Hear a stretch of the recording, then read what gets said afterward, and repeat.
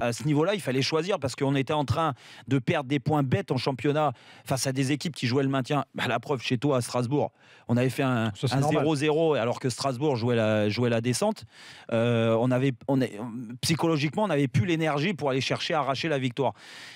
Et il y avait eu ce match de coupe donc contre Châteauroux, demi-finale. Nous, on a envie de la jouer, surtout que beaucoup n'avaient pas encore gagné la Coupe de France à cette époque-là.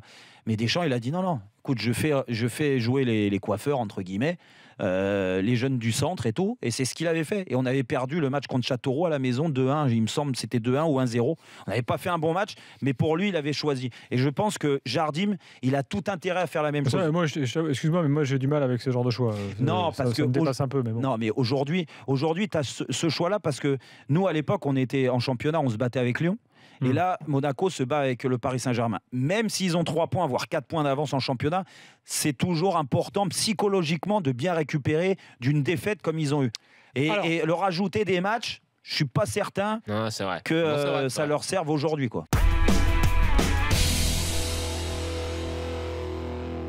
Dans cette optique du fameux Champions Project, ça sert à quoi de prendre Rudy Garcia ? Ça sert à quoi de prendre un entraîneur moyen pour essayer de se qualifier dans les 5 d'ici la fin de la saison ?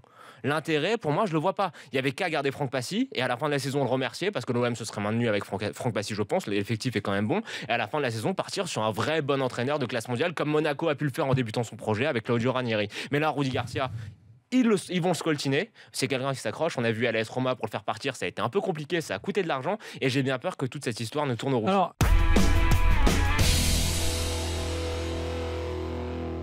Je pense que Paris et Monaco vont rester en haut. Troisième, mais ils sont qu'à un point. Ils sont qu'à un point. Tu les vois faire autre chose que troisième? Je te dis pas ça. Je te dis qu'aujourd'hui, tout le monde les voyait déjà dégringoler. C'est comme AS Monaco. Rappelle-toi, au début janvier. C'est le même syndrome. Début janvier. Exactement. On a dit, oh là là, Nice, ils avaient perdu qu'un match. Nice ou deux. Nice, ils vont s'écrouler. Mais Nice, ils ne s'écroulent pas. Et Nice, même s'ils gagnent des matchs, le match contre Bordeaux, bien sûr que c'est un miracle en deuxième mi-temps. Si les attaquants, ils n'ont pas les pieds carrés de Bordeaux, ils reviennent à 2-2.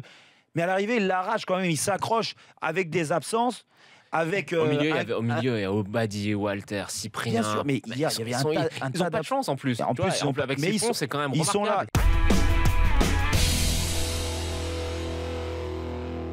Mise à côté de l'équipe de Liverpool après un comportement qui n'était pas franchement formidable de sa part d'ailleurs, pendant la tournée de son club aux États-Unis, et tout d'un coup se retrouvant avec les U23 et on se dit mais la carrière de Mamadou Sakho en Angleterre c'est terminé, il a 26 ans, 27 ans, c'est fini. Et puis, alors que personne ne s'était proposé pour reprendre Mamadou Sakho, voilà Crystal Palace qui arrive, et depuis que Mamadou Sakho est à Crystal Palace, non seulement Mamadou Sakho revit, mais Crystal Palace est complètement transformé.